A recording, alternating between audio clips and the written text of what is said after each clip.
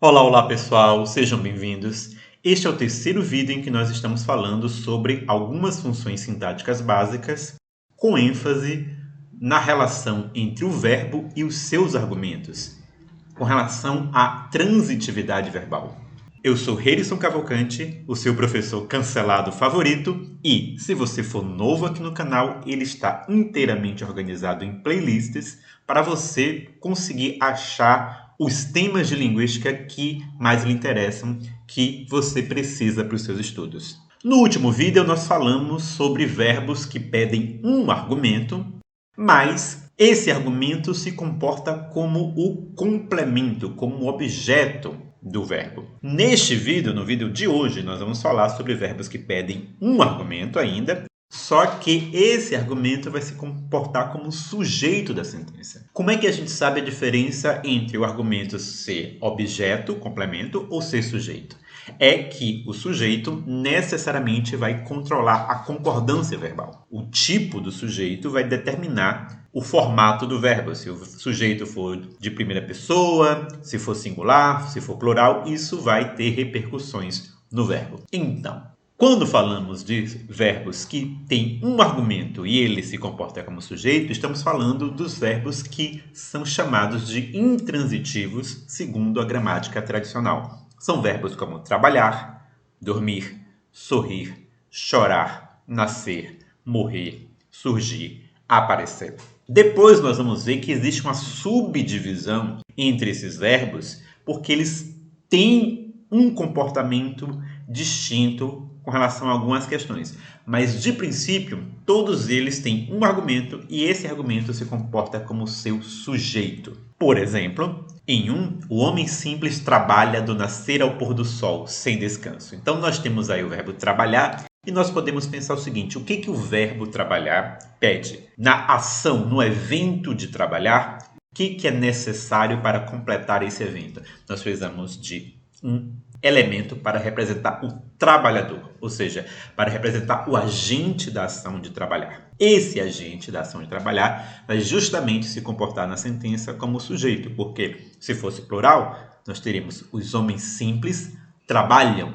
Mas professor, e esses demais elementos aí no exemplo? Do nascer ao pôr do sol, sem descanso. Notem que esses elementos trazem outros tipos de informação que não são as informações essenciais para compor o evento de trabalhar. Nós temos o período do tempo em que esse evento ocorre, do nascer ao pôr do sol. O período do tempo não é uma característica pedida especificamente por trabalhar. Todo e qualquer evento vai estar localizado no tempo. Então, todo e qualquer evento vai ter uma possibilidade de você acrescentar um adjunto de tempo. Agora, nem todo evento vai pedir especificamente alguém que corresponde ao agente desse evento.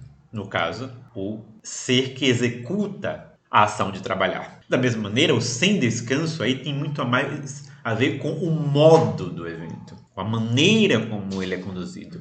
Não é a informação essencial sobre os participantes do evento. Da mesma maneira, em 2, a criança nasce cheia de esperanças e promessas. Nascer precisa de um nascedor, digamos assim. Esse é o tipo de elemento que é necessário para cumprir a cena do evento de nascer. E esse elemento aí vai se comportar como sujeito da sentença porque vai controlar a concordância. Se fosse plural, as crianças, seria as crianças nascem. Notem que o cheia de esperanças e promessas é muito mais uma informação adicional sobre a própria criança. Não é sequer sobre o evento de nascer, é sobre a própria criança. Há um nome para esse tipo de função. Em outro momento nós conversamos sobre isso. Em 3, a mulher dormia profundamente alheia ao que acontecia ao seu redor. Então, o verbo dormir pede um dormidor, por exemplo, alguém que exerce a função de agente de dormir. Esse argumento, então, a mulher é o sujeito. Da mesma maneira, em 4, o velho morria lentamente sem uma palavra, sem um gemido. Da mesma maneira, morrer pede um ser para cumprir essa cena, esse evento de morte. Notem que, na verdade, esse elemento não corresponde exatamente ao agente de morrer, ok? O velho aí não está praticando a ação de morrer, está sofrendo a ação de morrer. O que soa como uma função típica de um objeto direto e não de um sujeito. Mas esse elemento aí, independentemente da significação não ser exatamente a de agente, é o elemento que controla a concordância. Porque nós temos o velho morria, os velhos morriam, eu morria, nós morríamos. Esse elemento é que define a concordância que vai se manifestar no verbo. Então, esse elemento está funcionando como sujeito. Em 5, a menina sorriu, encantada com o presente inesperado. O verbo sorrir também pede um ser para completar o evento. Esse ser seria algo correspondente ao sorridor, né? O agente do sorriso, o agente desse evento. Da mesma maneira, em 6, uma nova esperança surgiu no coração de todos os presentes. Surgir pede alguma coisa para ser surgida, para ser o elemento que é objeto desse evento de surgir. E notem que realmente uma nova esperança não é exatamente o agente de surgir, ele não está praticando nada, é muito mais a situação de que surgir é algo que acontece com uma nova esperança. Isso tem toda a cara de objeto direto, de complemento, mas esse elemento aí é o elemento que controla a concordância. Uma nova esperança surgiu, novas esperanças surgiram. Então, se esse elemento controla a concordância, mesmo que do ponto de vista semântico ele se pareça mais como um objeto direto, ele está funcionando sintaticamente como o sujeito da sentença. Então, em outro momento, nós vamos ver que, dentre os verbos intransitivos, existem aqueles que têm um sujeito que se comporta muito mais como um agente, e há outros verbos que têm um sujeito que se comportam muito mais como um paciente. Mas, de qualquer forma, em todos esses casos, nós temos um elemento que é o sujeito do ponto de vista formal, gramatical. Por quê? Porque ele controla a concordância do verbo. Para mais 2 exemplos, o garoto chorava silenciosamente. Chorava precisa de um chorador, de um agente do evento do choro. A estrela apareceu no céu. Aparecer precisa de algo que seja aparecido, algo que seja paciente desse evento de aparecer. Mas nos 2 casos, o garoto em relação a chorava, a estrela em relação a apareceu, esses elementos controlam a concordância. Os garotos choravam, se fosse plural, as estrelas apareceram, se fosse plural. Nós teríamos esse efeito aí sobre o verbo. Então, esses são alguns verbos intransitivos, verbos que pedem um único argumento, mas esse argumento, independente de ter a função semântica de agente ou de paciente, se comporta como sujeito porque controla a concordância verbal. Antes de terminarmos, 2 observações importantes. A primeira é que nós não podemos confundir a ausência de sujeito com os casos em que o sujeito está implícito. Então, em 9, nós temos um caso que vimos em vídeos anteriores, que é o caso do verbo chover. Chover não pede um chovedor ou um chovido. O evento de chover não precisa de nenhum participante, de nenhum agente ou paciente ou coisa semelhante. Então, de fato, nós não temos nenhum elemento exercendo a função de sujeito, nem elemento explícito, nem implícito. Não existe sujeito nesse caso, é uma oração sem sujeito. Já em 10, trabalhou 3 dias e 3 noites sem cessar. Notem que nós também não temos nenhum elemento realizado na sentença que corresponda ao trabalhador, ao agente de trabalhar, que corresponda ao sujeito dessa sentença. Só que trabalhar não é um evento que se realiza independente de um agente. Se nós temos uma situação de trabalhou, significa alguém trabalhou. Então, nesse caso, nós não temos uma palavra na posição de sujeito, nós não temos uma expressão na função explícita de sujeito, mas nós temos um sujeito implícito, nós temos aquilo que é chamado de sujeito oculto. Então, a ausência de sujeito em 9 e a ausência de sujeito em 10 não é do mesmo tipo.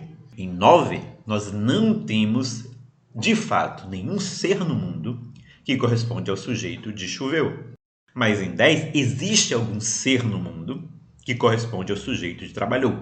Muito provavelmente, isso foi citado anteriormente no discurso E por ter sido citado anteriormente no discurso, o falante pode omitir esse sujeito dessa vez. Por exemplo, em 10, nós poderíamos ter esse contexto. Os homens saíam para o campo antes do amanhecer. Trabalhavam em silêncio, cada um com seus próprios pensamentos. Notem, na oração trabalhavam em silêncio, cada um com seus próprios pensamentos, não existe nenhuma palavra, nenhuma expressão específica que corresponda ao sujeito desse verbo. Mas essa ausência de elemento, esse vazio aí, não é ausência total de um sujeito.